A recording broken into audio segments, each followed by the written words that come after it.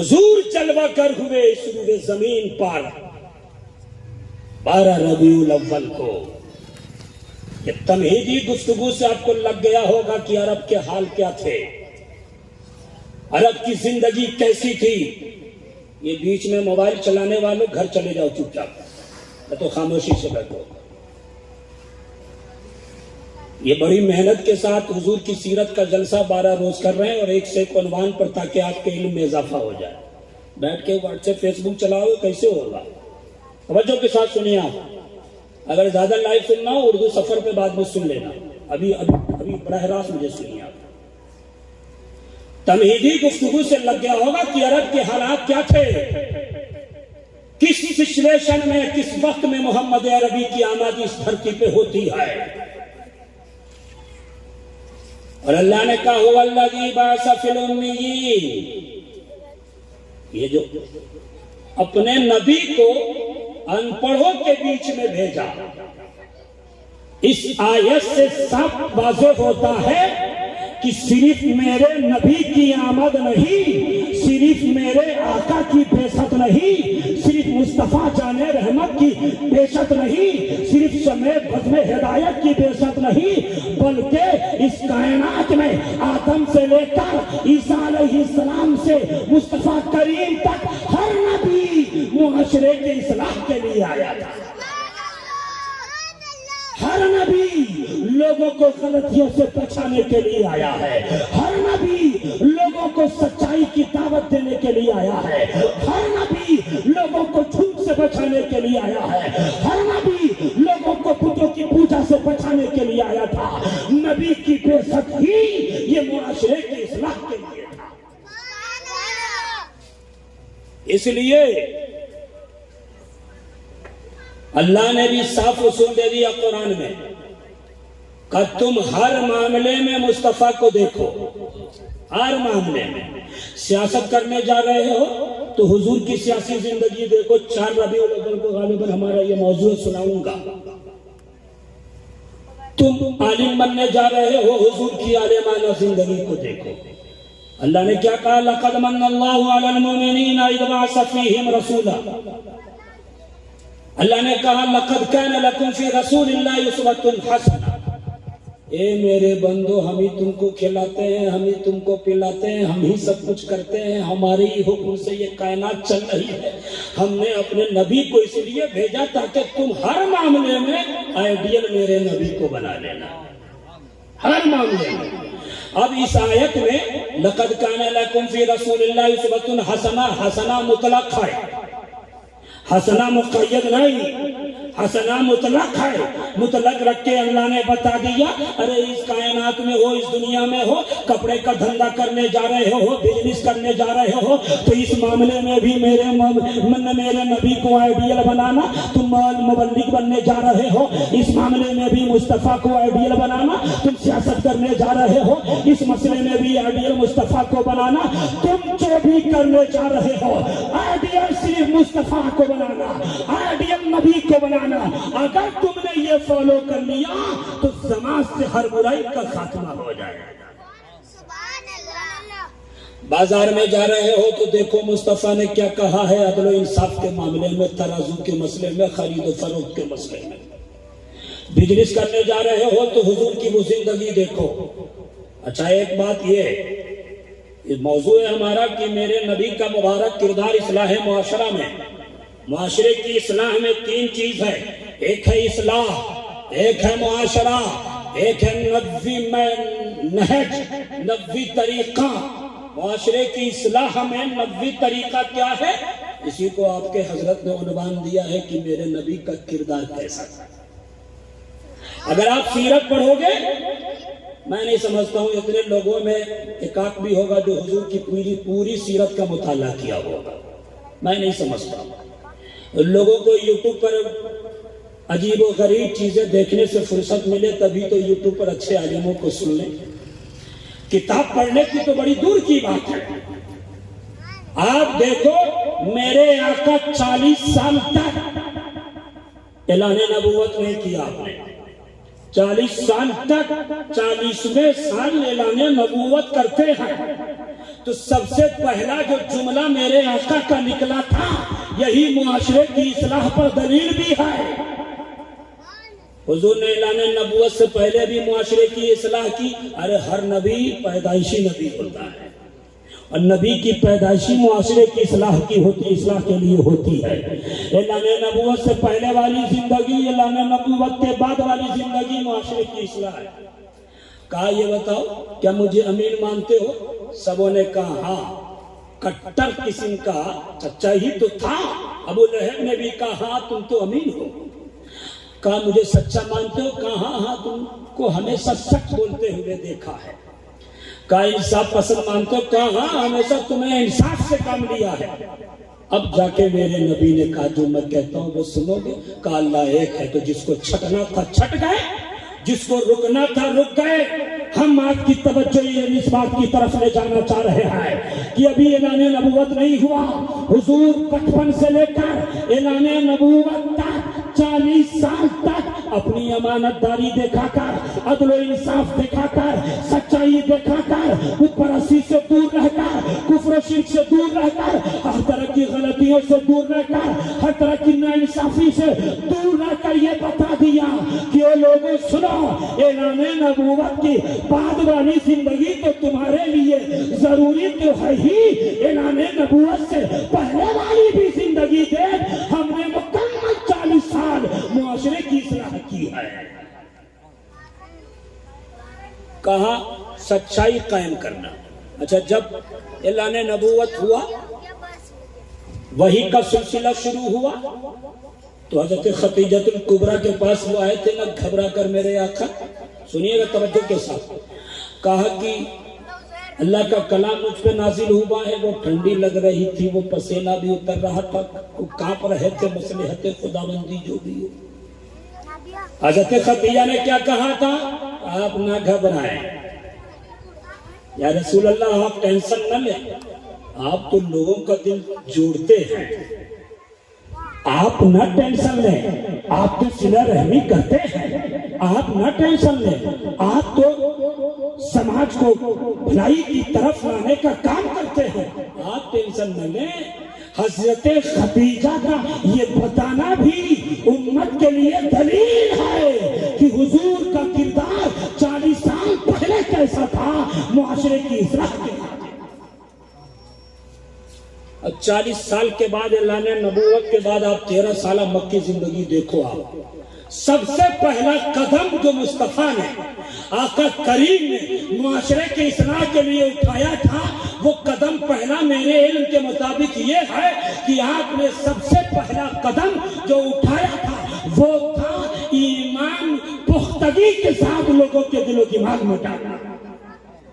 ہاں کہ جب وہ ایمان لائیں گے تو بتوں کی بت پرستی سے دور ہو جائیں گے، جب وہ ایمان لائیں گے تو یہ پیڑ پودے کی پوجا نہیں ہوگی، جب وہ ایمان لائیں گے تو پھر 1000 معبود نہیں، اس کے صرف ایک ہی معبود ہوں گے، جب وہ ایمان لائیں گے تو اللہ کو ایک جانے گا، جب وہ ایمان لائیں گے تو اس کے لیے جنت طے ہے، اس کے لیے جنت طے ہے، جب وہ ایمان لائیں گے تو سارا معاملہ بہتر سے بہتر ہوگا۔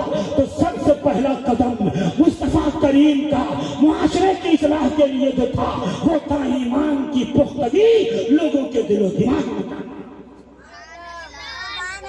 آج معاشرے میں جو بگاڑ ہے اس کی سب سے بڑی وجہ ایمان کی کمزوری ہے۔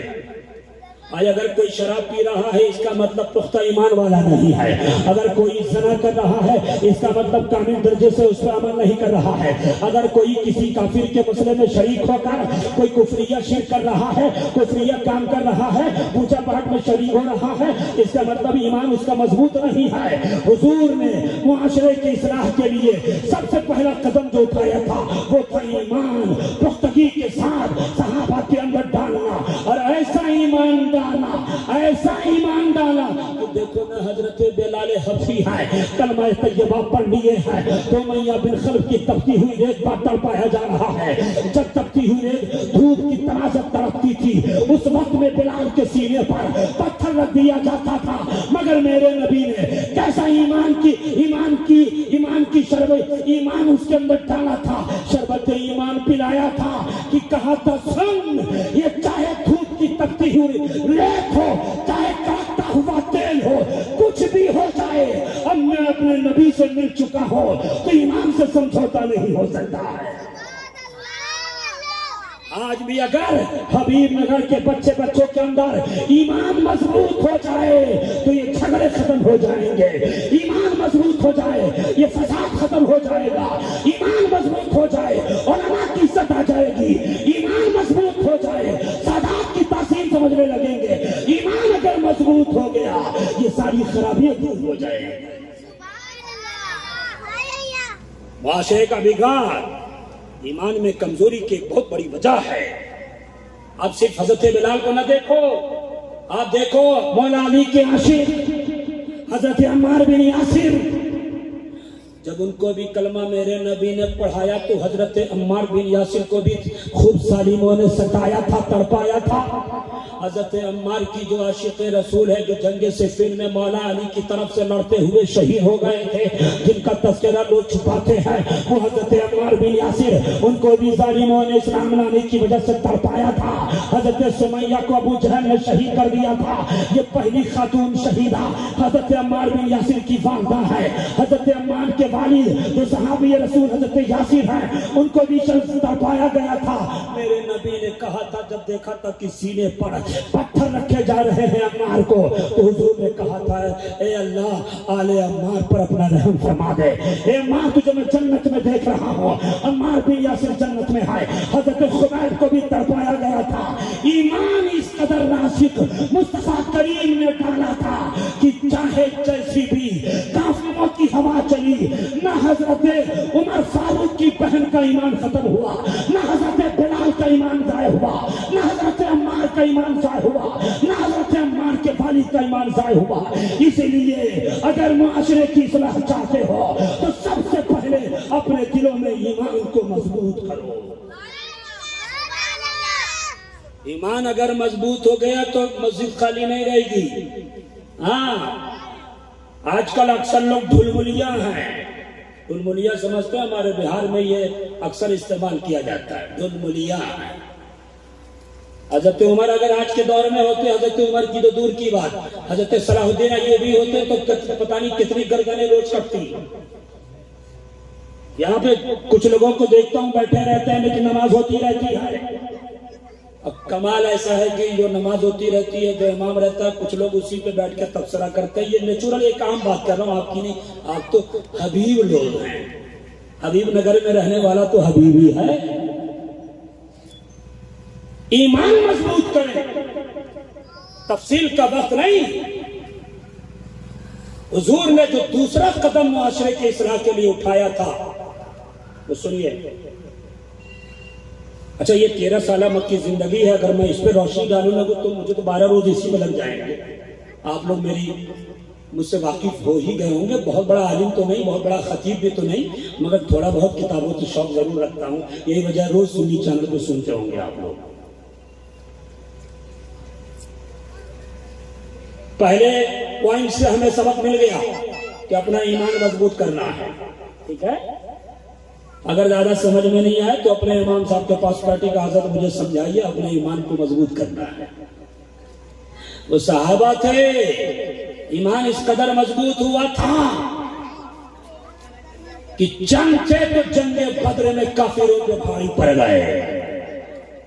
ईमान इस कदर मजबूत था कि जहां मेरे आका कहते थे कोई पीछे नहीं हटता था। अगर से थोड़ी सी ना समझी जंगे ग़ज़वे उहुद में हो गई थी, मगर हुजूर के फरमान पर कभी भी किसी ने नाफरमानी का इजहार नहीं किया था। ये सहाबा ही की जमात थी जो ये ईमान की मजबूती ही तो थी। वो हज़रत अबू बकर है, खलीफा अव्वल है, अफ़ज़लुल बशर बादल अंबिया है। वो कहते थे या रसूल अल्लाह, हुजूर ने कहा था ग़ज़वे तबूक के मौके पर, ए अबू बकर सारा माल मुझ पे निछावर कर रहे हो तो अपने घर वालों के लिए क्या छोड़ा है। तब हुजूर के यार गार ने कहा था, हुजूर के यार गार ने कहा था या रसूल अल्लाह, अपने घर वालों के लिए अल्लाह उसका रसूल छोड़ा। ये ईमान ही तो था, ये ईमान की मजबूती तो थी। چاہے حضرت عمر کی زندگی لے لو، حضرت عثمان غنی کی زندگی لے لو، مولا کائنات فاتح خیبر، خیبر شکن حضور کے داماد، حضور کے پیارے بھائی کی زندگی لے لو، کتنا ایمان مضبوط تھا کہ جب ہجرت کی بات آئی تھی تو حضور نے کہا تھا ابو بکر تجھے میرے ساتھ چلنا ہے، یاد رکھ غار ثور سے بھی نپٹنا ہوگا، میرے ساتھ چلنا ہے۔ آپ نے اس تک نہ کیا تھا، یہ ایمان کی مضبوطی تھی۔ وہی حسنین کے بابا کو، سیدہ طیبہ طاہرہ کے شوہر نامدار کو کہے علی تجھے میرے بستر پہ سونا ہے، تو مولا علی کے دل میں یہ خیال تک نہیں آیا تھا کہ کافروں کی تلواریں آئے، کافروں کے تیر آئے، آج گردن کاٹ دی جائے گی، آج دنیا سے چلا جاؤں گا۔ مصطفیٰ نے کہا ہے تو بلا جھجک سو رہے ہیں۔ پوچھنے والے نے پوچھا تھا اے علی کیسے رات گزری ہے؟ علی نے کہا تھا یہ ایمان کی پختگی کی دلیل ہے۔ مولا علی نے کہا تھا اے لوگوں سنو، ہر دن تو اتنے بے فکری میں نہیں سوتا تھا، اس لیے کہ موت کب آ جائے کسی کو پتا نہیں، مگر آج کی رات کی گارنٹی تھی، موت نہیں آ سکتی ہے۔ میرے نبی نے کہا تھا اے علی تم سو جاؤ اور ساری امانتیں دے کر مدینہ شریف آ جانا۔ حضور نے کہہ دیا تھا تو کسی کے باپ میں ہمت نہیں جو میری گردن اڑا سکتا تھا۔ ایمان ایسا رکھو اور ایسا رکھو۔ اچھا حضور نے دوسرا قدم اٹھایا تھا۔ اب میں آگے بڑھتا ہوں، مدینہ شریف آتا ہوں، یہ مکی دور۔ حضور آئے مدینہ شریف میں تو دوسرا سب سے بڑا جو قدم معاشرے کے اصلاح کے لیے اٹھایا۔ اچھا کتنے لوگوں کو بات سمجھ میں آ رہی ہے وہ ذرا ہاتھ اٹھا دیں، جتنے لوگوں کو سمجھ میں آ رہی ہے وہی ہاتھ اٹھا دیں بھیا۔ آپ لوگوں کو سمجھ میں آ رہی ہے؟ آپ لوگ ذرا سا توجہ کے ساتھ سنیے، ایسا نہیں سمجھے گا ہم لوگ مولانا تو ہیں، ہم لوگ تمہارے بھائی، کم سے کم علماء کو اس نیت سے سننا چاہیے کہ یہ اگر آموختہ سنا رہے ہیں تو آموختہ ہو جائے، ورنہ نئی بات ہے تو دوسری جگہ کام آ جائے گی، دوسری جگہ کام آ جائے گی۔ مدینہ شریف میں دوسرا معاشرے کے اصلاح کے لیے حضور نے قدم اٹھایا، وہ تھا مسجد نبوی کا قیام۔ مسجد کا قیام توجہ رہے، اب چاہے مسجد قباء لے لو، مسجد نبوی لے لو، مطلق مسجد کا قیام جس میں حضرت ابو ایوب انصاری نے اپنا مال لٹایا تھا۔ حضور نے مسجد ہی کیوں بنائی؟ مکہ سے ہجرت کر کے چلے گئے مدینہ شریف، تو کیا بات تھی کہ مسجد کا قیام ہو؟ وہاں بھی مکہ کی طرف تبلیغ ہو جاتی، تبلیغ شروع سے ہی کر دیتے، کہا نہیں مسجد کا قیام۔ زمین حضور نے لی، حضرت ابو ایوب انصاری نے مال عطا کیا، اب پھر مسجد بنائی۔ آج کے ڈیٹ میں اگر کوئی سیٹ ہے، توجہ رہے، ایسے سوٹھوں کی بھی اصلاح ہونی چاہیے۔ اگر کوئی سیٹ ہے، پیسہ والا ہے، 4 مسجد کا صدر، 5 مسجد کا صدر ہے اور مسجد کہیں تعمیر کروا رہا ہے تو کوئی پاؤں پہ پاؤں رکھ کے بیٹھ جائے گا چلو کام کرو، مسجد بناؤ، تعمیر کرو، چندے کی بات آئے گی تو ہم مسجد کے خادم، مسجد بن کے تیار تو اسی کے لیے تیر و تلوار نکل جاتے ہیں۔ ارے دیکھ میرے آقا کو جب مسجد کی تعمیر ہو رہی ہے تو حضور اینٹ خود اٹھا رہے ہیں، حضور ملابہ خود اٹھا رہے ہیں، حضور خود مزدور کا کام کر رہے ہیں۔ میرے نبی کی یہ محنت، یہ بتائی محنت، مسجد کی تعمیر، یہ بھی معاشرے کی اصلاح کے لیے تھا۔ میرے آقا نے دیکھا لوگوں کی تعداد بڑھ رہی ہے، اکٹھا لوگ ہوں تاکہ ایک جگہ اللہ کی عبادت کی جائے، اور پھر جب مسجد تعمیر ہو گئی تو اسے صرف 4 رکعت کے لیے مسجد نہیں بنایا تھا، اسے صرف 2 رکعت فجر کی، 4 رکعت فجر کے لیے نہیں رکھا میرے آقا نے، عصر کے لیے صرف نہیں رکھا، مغرب کے لیے نہیں رکھا، صرف عشاء کے لیے نہیں رکھا۔ جیسے آج لوگ نماز ختم ہوئی تالا لگا دیتے ہیں، آج نماز ختم ہوئی مسجد میں تالا لاؤ، چلے ٹھیک ہے مجبوری ہے کہ پتہ نہیں کوئی کون سی شادی چل جائے، مگر دیکھو یہ مسجد صرف اور صرف نماز ہی کے لیے نہیں بلکہ یہ مسجد اپنے وقت میں کہہ لو ایک پارلیمنٹ کی حیثیت رکھتا ہے۔ غلط بول رہا ہوں تو بھیا توبہ کرائیے۔ یہ مسجد یہ پارلیمنٹ کی طرح ہے، آپ دیکھو مسجد نبوی ہے، وہاں نماز بھی ہو رہی ہے، حضور تعلیم بھی دے رہے ہیں، نماز بھی ہو رہی ہے، حضرت ابو بکر کی تربیت بھی ہو رہی ہے، نماز بھی ہو رہی ہے، حضرت عمر کو سچا سوارا جا رہا ہے، نماز بھی ہو رہی ہے، انصاری صحابیوں کو سچا سوارا جا رہا ہے، جو انصار صحابہ تھے انہیں تیار کرایا جا رہا ہے، وہی مسجد ہے بدر کے لیے تیار کرایا جا رہا ہے، وہی مسجد ہے احد کے لیے تیار کرایا جا رہا ہے، وہی مسجد ہے تعلیم دی جا رہی ہے، وہی مسجد ہے تیر و تلوار پہ بات ہو رہی ہے، وہی مسجد ہے جہاد کی فضیلتوں پہ بات ہو رہی ہے، وہی مسجد ہے سب کچھ پہ بات ہو رہی ہے، یہی وہ مسجد ہے جہاں سے صحابہ صفہ بھی نکلے ہیں، یہی وہ مسجد ہے صحابہ اسی سے نکل کر پوری دنیا میں اسلام کا جھنڈا لہرا دیا تھا۔ معاشرے کی اصلاح کے لیے مسجد بھی مسجد ایک اہم ستون ہے، اس لیے کہا جاتا ہے خطیبوں کو چاہیے جمعہ میں کہ صرف روایتی تقریر نہ کریں، جمعہ آیا آسان تقریر دیکھ لیا، شان خطابت دیکھ لیا، 12 تقریر دیکھ لیا، اروان البیان دیکھ لیا، ہر سال وہی بولنا ہے، نہیں، ایسے دانشور لوگ ہو تو جمعہ میں خطاب کا سلسلہ اس لیے رکھا گیا کہ تاکہ ایک ہفتہ پہلے ایک ہفتہ بعد ملک میں کیا ہو رہا ہے اس سے معاشرے کو تیار کرایا جائے، آگاہی کی جائے، یہ فتنہ آنے والا ہے، یا ایسا ہونے والا ہے، ویسا ہونے والا ہے، جہاں علم غیب پر ضرورت نہ ہو وہاں علم غیب کی تقریریں نہیں ہونی چاہیے، جہاں ضرورت ہے وہاں ہونی چاہیے، یہ نفاذیات ہر امام کے خطیب و امام میں ہونی چاہیے، یہ مسجد فقط نماز پڑھ کے جانے کے لیے نہیں ہے، یہ مسجد یہاں سے سپاہی تیار کرائے گا۔ تو معاشرے کی اصلاح کے لیے مسجد،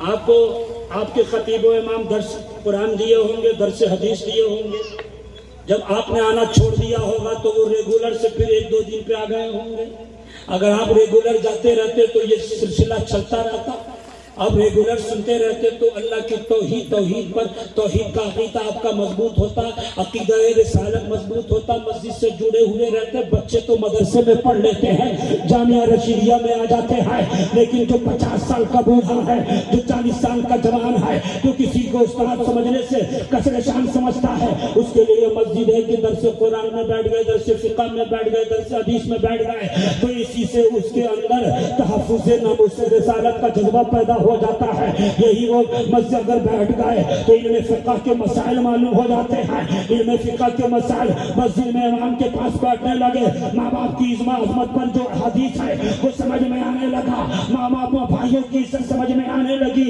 اس طرح سے آدمی ایک مسجد سے تیار ہو جاتا ہے۔ تو میرے نبی نے معاشرے کی اصلاح کے لیے مسجد کی تعمیر کروائی تھی تاکہ عبادت بھی ہوتی رہے اور آدمی سنورتا بھی رہے۔ تیسرا قدم جو حضور نے اٹھایا تھا معاشرے کی اصلاح کے لیے، کتنے لوگ بور ہو رہے ہیں وہی ہاتھ اٹھائیں گے، اگر بور نہیں ہو رہے ہیں آپ بالکل ایمان میں تازگی آ رہی ہے تو ذرا سا ہاتھ اٹھا دیں یہاں سے باہر تک، دیکھتا ہوں کتنے لوگ اٹھا رہے ہیں۔ ادباً اٹھواتا ہوں، شاعروں کی طرح نہیں کہ اٹھا کے بولو بیٹھال کے بولو تاکہ پڑھا لکھا آدمی آئے نہیں، ہر روز آؤ، لیکن خاص طور سے کہتا ہوں 4 تاریخ کو جب میں آؤں گا تو اپنے ساتھ 10 آدمی کو لے کے ضرور آنا، اور 7 تاریخ کو آؤں گا تو اپنے ساتھ 20 آدمی کو لے کے آنا جو نہیں آئے ہوئے ہیں، پھیلا دو سارے ناگپور میں کہ حبیب نگر میں سیرت کا جلسہ 12 روز ہو رہا ہے، روز آؤ سنو، 1 گھنٹہ سننے میں کیا جا رہا ہے۔ حضور کا کردار معاشرے کی اصلاح میں دیکھو، حضور نے جو تیسرا سب سے قدم بڑا اٹھایا مولانا ظفر صاحب اللہ، وہ یہ تھا کہ حضور نے مواخذات کو قائم کر دیا، مواخذات بھائی بھائی کو بنا دیا۔ ہجرت سے آئے تھے نا مہاجر، تو مہاجر صحابہ جو مکہ سے آئے تھے اور پھر مدینہ میں رہنے والے صحابہ انصار صحابہ کو دونوں میں بھائیاری قائم کر دی، یہ بھی معاشرے کی اصلاح ہے۔ بھائیاری قائم کر کے حضور نے بتا دیا، سن یہ حسد نہیں ہونا چاہیے، یہ کینہ نہیں ہونا چاہیے، یہ چغلی نہیں ہونا چاہیے، یہ بغض و حسد نہیں ہونا چاہیے، یہ غیبت نہیں ہونا چاہیے، اس لیے کہ یہ میں تم میں بھیاری قائم کر رہا ہوں۔ اگر حسد آ گیا تو بھیاری ختم ہو جائے گی، بغض آ گیا تو بھیاری میں درار آ جائے گا، کینہ آ گیا تو بھیاری ختم ہو جائے گی۔ اسی لیے بھیاری کو قائم کر کے مصطفیٰ نے مدینہ شریف میں حسد کا خاتمہ کر دیا ہے، مصطفیٰ کریم نے کینے کو دور کر دیا ہے، مصطفیٰ کریم نے مسلمانوں کے سینے سے بغض کو دور کر دیا ہے۔ اور میرے نبی نے امت کو تعلیم دے دیا صبح قیامت تک کے لیے، اے میرے امتیوں سنو، تم ایک کلمہ پڑھنے والے حیثیت سے تم جہاں کے بھی مسلمان ہو، تم ایک دوسرے کے بھائی ہو۔ یہ مہاجر صحابہ ہیں، یہ انصار صحابہ ہیں، یہ بھائی بھائی ہیں، مگر یاد رکھ، چاہے کشمیر کا مسلمان ہو، چاہے بنگال کی کھاڑی سے تعلق رکھے، چاہے آسام کے کنارے سے تعلق رکھے، چاہے بہار کا مسلمان ہو، چاہے یو پی کا مسلمان ہو، چاہے ناگپور کا مسلمان ہو، کوئی بھی ہو، کلمہ گو کی حیثیت سے ہر مسلمان، میرے نبی نے کہا المسلم اخو المسلم، مسلمان مسلمان کا بھائی ہے۔ میرے نبی نے یہ تعلیم دے کر بتا دیا، یہ تم بھائی بھائی ہو، ایک دوسرے بھائی کی غیبت نہیں کرنا، اگر کرو گے تو بھیاری ختم ہو جائے گی۔ کینہ نہیں رکھنا، اگر رکھو گے بھیاری ختم ہو جائے گی۔ حسد نہیں رکھنا، اگر رکھو گے بھیاری ختم ہو جائے گی۔ جب بھیاری ختم ہو جائے گی تو پھر تم میرے حکم پر عمل کہاں سے کرو گے؟ تعلیمات مصطفیٰ پر عمل پیرا کیسے ہو گے؟ حضور کا کردار دیکھو، بھائی بھائی بنا، وہ تو صحابہ تھے نا۔ اے بھائی سنیے، صحابہ کے مسئلے پر نا ڈسکس نہیں کرنا، صرف عظمت اور فضیلت پر بیان کیا کرو۔ کوئی ایسی بات جو ایسا لگے کہ صحابہ کی یہ کمی بیان ہو رہے ہیں، ہاتھ جوڑ کے کہتا ہوں خدا کے واسطے اس میں مت پڑھنا، ایمان چلے جانے کا خطرہ ہے۔ مشاجرات میں نہیں پڑھنا، بہت پرفتن دور سے ہم لوگ نکل رہے ہیں، نبی کا ہر صحابی ہمارے سراخوں پر ہے۔ اسی طرح ان گھمروں کی طرف بھی توجہ نہ دینا جو ممبئی سے آ کر ناگپور میں یہ کہے کہ یہ نہ کرے، ایک سید کو گندا بولے، ایک سید کی توہین کرے، ایک سید کو برا بھلا بولے۔ ایسے کوفیوں کی طرف داری بھی نہ کرنا، اس لیے کہ کچھ لوگ اہل بیت کی عظمت کم کرانے میں لگے ہیں۔ بتا دینا ہم حبیب نگر والے ہیں، ہمیں نہ صحابہ کا گستاخ برداشت ہے، ہمیں نہ سیدوں کا گستاخ برداشت ہے۔ ہم اہل بیت کے غداروں کو پسند نہیں کرتے ہیں۔ ہمارے دل میں حضرت ابو بکر بھی ہے، ہمارے دل میں حضرت عمر بھی ہے، ہمارے دل میں حضرت عثمان بھی ہے، ہمارے دل میں مولا کائنات تو ہے ہی ہے، ہمارے دل میں نبی کا ہر صحابی ہے، ہمارے دل میں حضرت امیر معاویہ ہے، ہمارے دل میں پوری صحابہ کی جماعت ہے۔ وہی ہمارے دلوں میں مصطفیٰ کے داماد، مصطفیٰ کریم کے داماد، حسنین کے بیٹے، حسنین کے بابا سیدہ فاطمہ طاہرہ کے شوہر علی مولا مشکل کشا، جن کو حضور نے کہا تھا من کنت مولا فہذا علی مولا، میں جس کا مولا ہوں علی اس کا مولا ہے۔ اپنے سینے سے حسین کی محبت دور مت کرنا، اپنے سینے سے حسن کی محبت دور مت کرنا، کہنا ہمارا سینہ عشق اہل بیت میں بھی مست ہے، ہمارا سینہ عشق صحابہ میں بھی مست ہے۔ پڑھنا ہی نہیں، جھگڑے نہیں، کام کو نہیں پڑھنا، ہٹو یہاں سے، زیادہ بولو گے تو چائے نہیں پلاؤں گا۔ معاشرے کی اصلاح حضور نے اس طور پہ بھی کی تھی، کہا اللہ تصبوا اصحابی، میرے صحابہ کو برا بھلا نہ بولنا۔ حضور نے اس طور پر بھی کہتی کہ سن تم نے دو چیزیں چھوڑ کے جا رہا ہوں، ایک قرآن، ایک میری اہل بیت ہے۔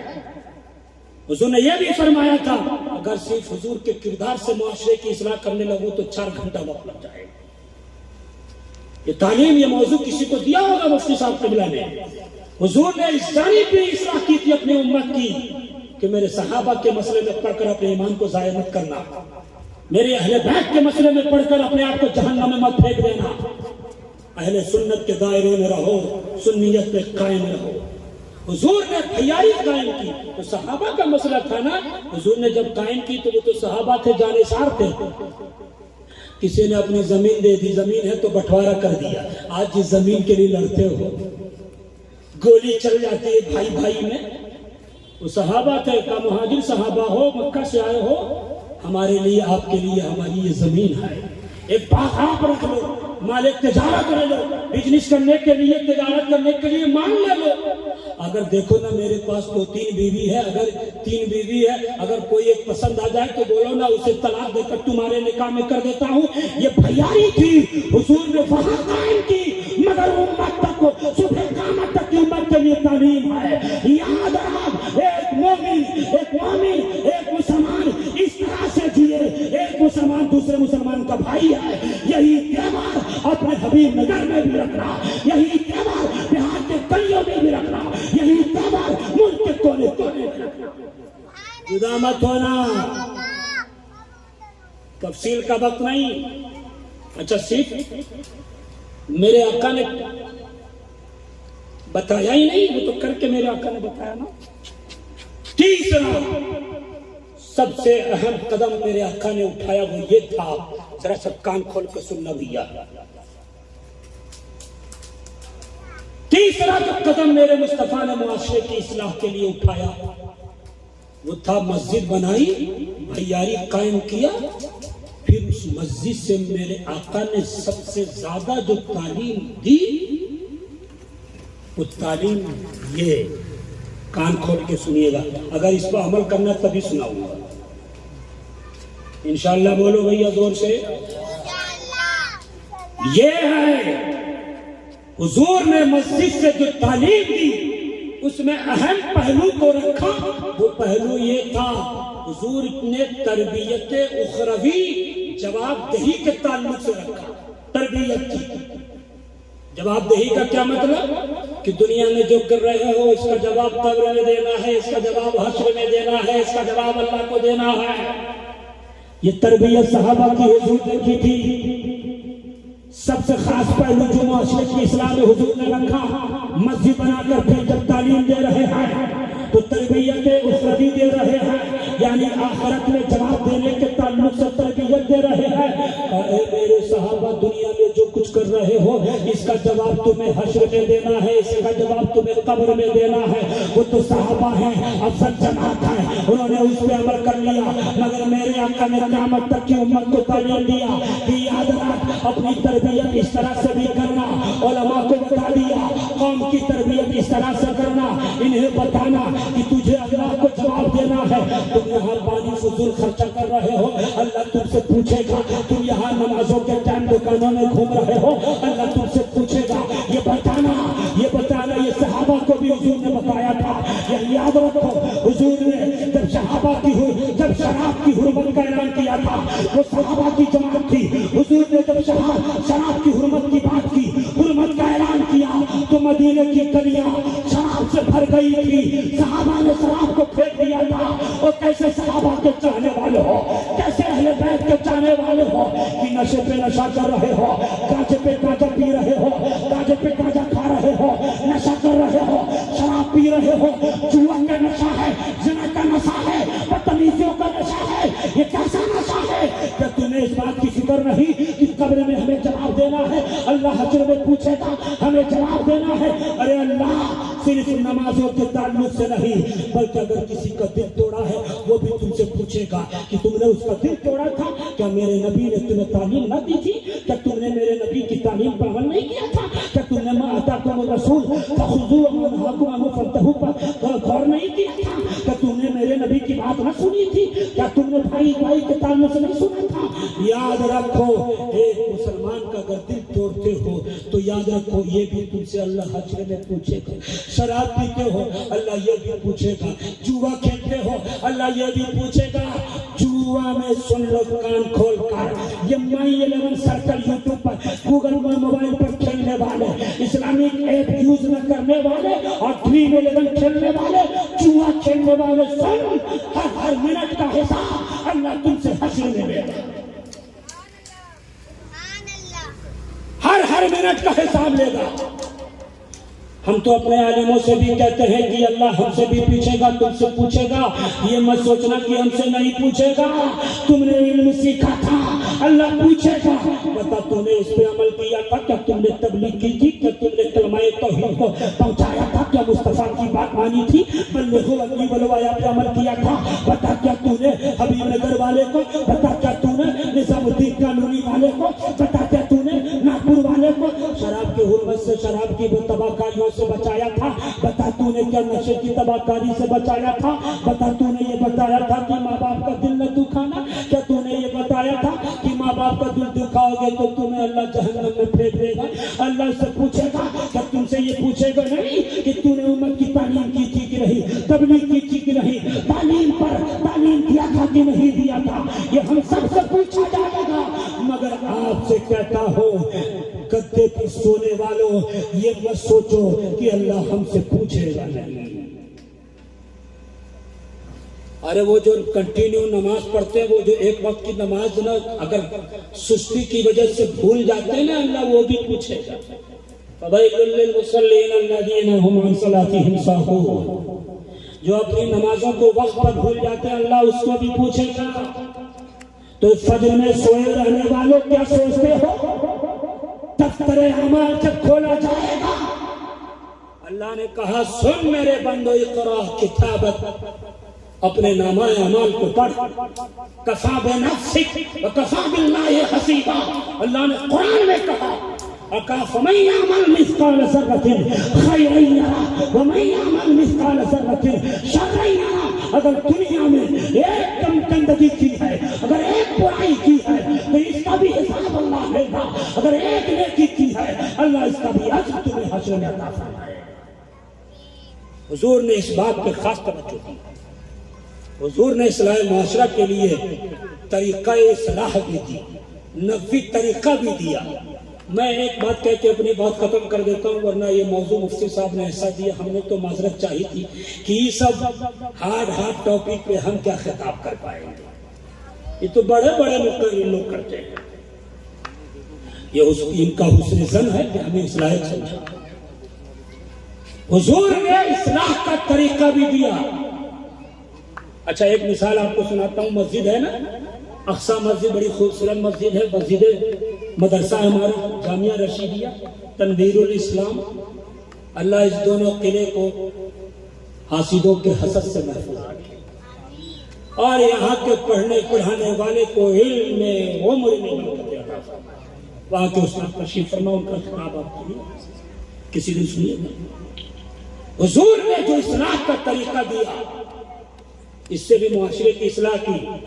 اگر کچھ لوگ آ جائے شراب پیے مسجد میں آ جائے, یا پھر ایک ہفتے کنٹینیو شراب پیتا تھا ایک نمازی آ جائے. ہمارے سنی سینٹر میں ایسے بہت سارے لوگ آتے ہیں. وہ محلہ ہی مجھے ایسا لگتا تھا کہ پہلے بائیکاٹ والا تھا, حکومت نے اٹھا کے وہاں پھینک دیا. یہ بڑی محنت عالمگیر میں صاحب قبلہ کو کرنی پڑی, ان لوگوں کی اصلاح ہو جائے. اور آہستہ آہستہ لوگ آ رہے ہیں. کئی سارے لوگ تو میرے ہاتھ میں شراب سے توبہ کیے, میں گواہ تحدیث نعمت کے طور پر بول رہا ہوں.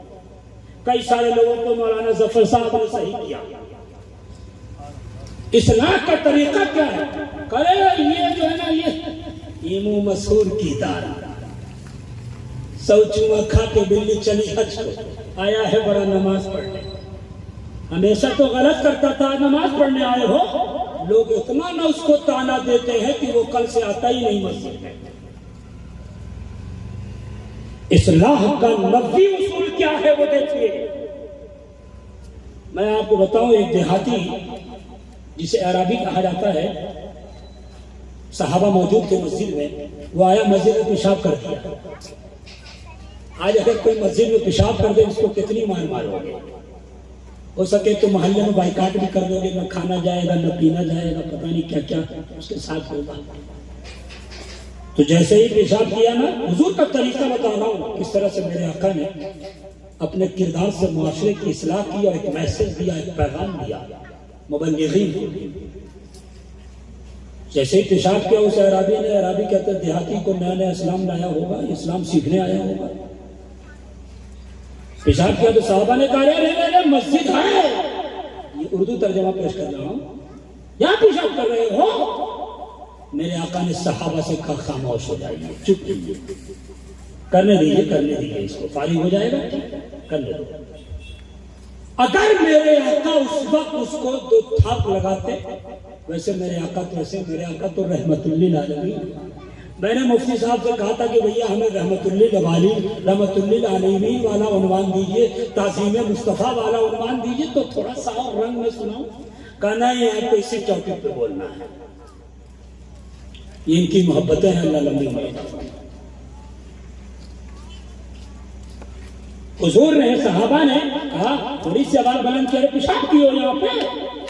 آج ایسے لوگ کہتے ہیں ارے بچہ آیا بھگاؤ اس کو مسجد سے، یہ آیا اس کو بھگاؤ مسجد سے.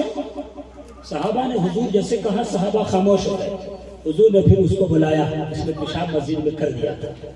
حضور نے کہا بابو یہ مسجد ہے، یہاں سجدے کیے جاتے ہیں، یہ نماز پڑھنے کی جگہ ہے، یہ پیشاب کرنے کی جگہ نہیں ہے. پھر اس سے نہیں کہا کہ تم صاف کرو. میرے آقا نے اپنے صحابہ سے کہا او صحابیوں ایک ڈول پانی لاؤ، اس کو صاف کر دو. یہ حضور کا طریقہ تھا معاشرے کی اصلاح کا. مبلغین کو بھی اس بات کی طرف توجہ دینا چاہیے. آپ کو ایک روایت اور سنانی. حضرت ابو بکر اور حضرت عمر فاروق کل انبیاء کے بعد، حضور کے بعد سب سے افضل ترین صحابی حضرت ابو بکر، پھر بعد میں حضرت عمر. حضور کہتے ہیں کہ ایک رات میں چیک کرنے کے لیے نکلا کہ دیکھتا ہوں کون کیا کر رہا ہے. تو دیکھا کہ حضرت ابو بکر آہستہ آہستہ قرآن پڑھ رہے ہیں. حضور کہتے ہیں اتنا آہستہ قرآن پڑھ رہے تھے کہ بہت زیادہ کان لگا کر بھی سننا مشکل تھا. حضور کہتے ہیں میں تھوڑا سا آگے نکل گیا. آگے نکلا تو حضرت عمر اتنا زور سے قرآن پڑھ رہے تھے کہ پورا محلہ گونج رہا تھا. حضرت ابو بکر سائلنٹ موڈ میں قرآن پڑھ رہے ہیں. حضرت عمر ایک دم وولٹیج کے ساتھ سلام وہ قرآن پڑھ رہے ہیں. حضور آئے. یہ بچے ہیں، یہ کبھی خاموش نہیں ہو سکتے، آپ خاموشی سے سن لیں، چھوڑ دو اسے. یہ آ گیا، یہی بہت بڑی بات ہے. یہی نہ آنے والے وقت میں 10 روزہ 12 روزہ محفل کرائیں گے.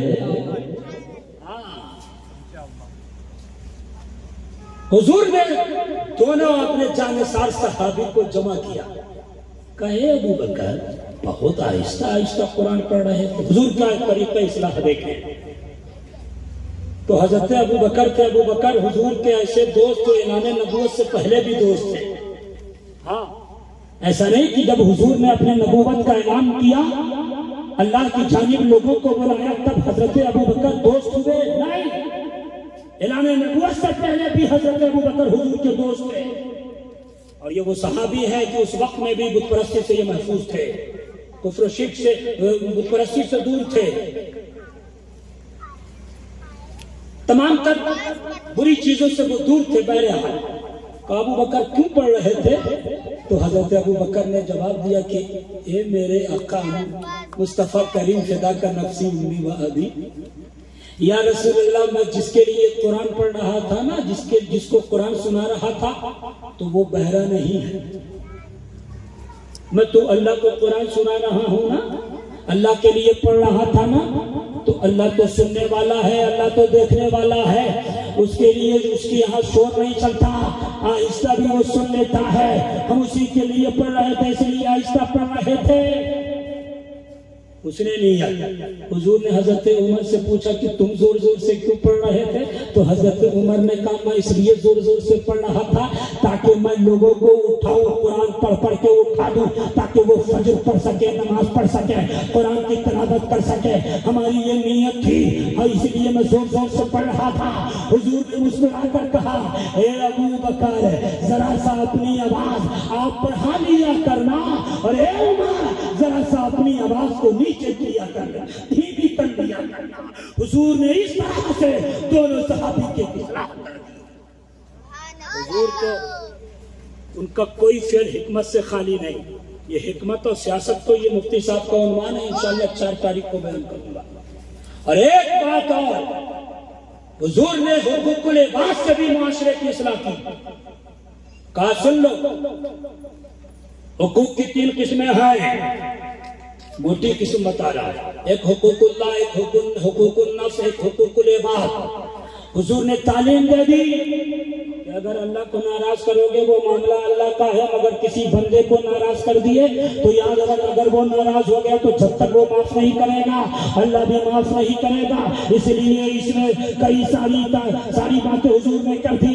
میسج ہے آپ کے لیے، حضور نے بتا دیا یہ پڑوسی ہے پڑوسی، یہ پڑوسی ہے پڑوسی، یہ پڑوسی ہے پڑوسی کا حق حضور نے بتا دیا، یہ ماں ہے ماں کا حق حضور نے بتا دیا، یہ بہن ہے بہن کا حق حضور نے بتا دیا، یہ بیوی ہے حضور کا حق حضور نے بیوی کا حق بتا دیا، یہ بڑا بھائی ہے حضور نے بڑے بھائی کا حق بتا دیا، یہ چھوٹا بھائی ہے حضور نے چھوٹے بھائی کا حق بتا دیا، یہ پڑوسی ہے، یہ بھائی ہے، یہ امام ہے، یہ مقتدی ہے، یہ پیر ہے، یہ مرید ہے، یہ سید ہے، یہ غیر سید ہے۔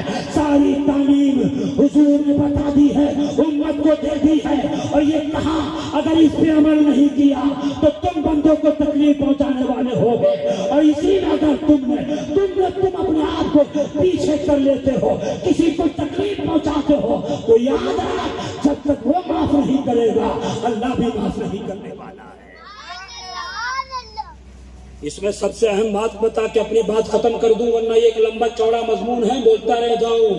یہ سیدوں کا فیضان ہے، یہ بزرگوں کا کرم شمس الزمان خان پر ہے کہ یہ بنائے صنعت ہے کہ جو باتیں مل جائے گفتگو ہوتی رہتی ہے۔ یہ تحدیث نعمت کے طور پر کہہ رہا ہو، ایک بات سن لے، ایک چاہے جیسا پاکھنڈی ہو، چاہے نرسیمانند جیسا پاکھنڈی ہو، چاہے رام گیری جیسا پاکھنڈی ہو، چاہے وہ جیسا پاکھنڈی مستشرقین کا ہو، کافروں کا ہو، مجوسیوں کا ہو، آنے والی قیامت تک آنے والے امت دعویٰ سے ہو، جیسا پاکھنڈی ہو، حضور کی شان میں گستاخی کرتا ہے۔ حضرت عائشہ کو لے کر یہ تو میں 4 تاریخ کو بتاؤں گا، لیکن میں بتا دوں، سن، کافروں کے دور میں جب دور جہالت میں یہ عورت ہی تو تھی، اگر اسے حیض آتا اسے بستر سے ہٹا دیا جاتا۔ اس کے ہاتھ کے لوگ کافر کھانا نہیں کھاتے، کفار و مشرکین کھانا نہیں کھاتے، عورتوں کو بائیکاٹ کیا جاتا تھا۔ زندہ بچیاں پیدا ہوتی تو اسے قبر میں زندہ اتار دیا جاتا تھا، اسی لیے پسند نہیں لوگ کرتے تھے کہ بیٹی ہمارے گھر میں ہو۔ بیٹیوں کو زندہ دفن کیا جانے لگا تھا، عورتوں پہ ظلم کو ستم کے پہاڑ ڈھائے جانے لگے تھے۔